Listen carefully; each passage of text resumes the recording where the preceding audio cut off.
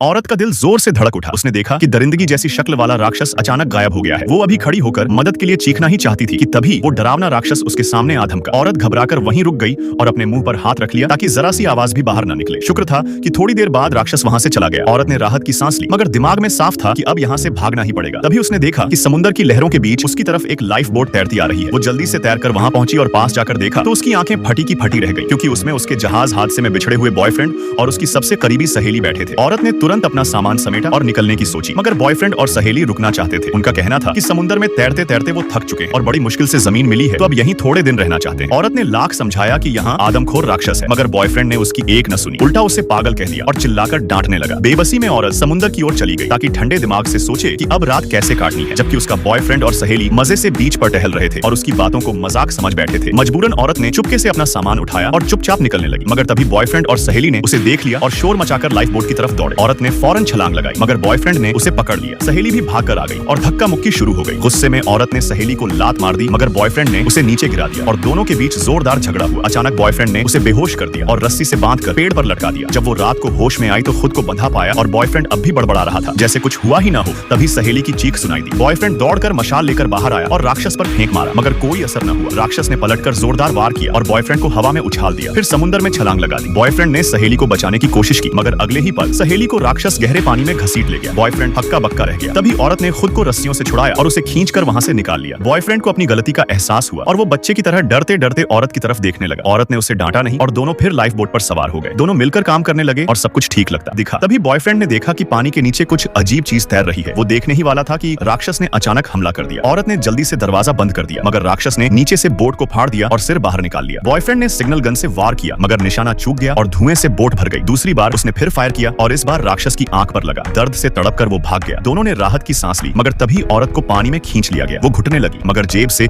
एक छोटी चाकू जैसी चाबी निकाली और राक्षस की कमर में घोंप दी। मजबूर होकर राक्षस ने उसे छोड़ा, मगर फिर वो बॉयफ्रेंड की तरफ लपका और उसे गहरे अंधेरे समुद्र में घसीट ले गया। औरत बस बेबसी से देखती रह गई और अकेली किनारे लौट आई। बॉयफ्रेंड की मौत से उसका दिल नफरत और बदले की आग से भर गया। उसे समझ आ गया कि अब अगर जीना है तो इस राक्षस को मारना ही होगा।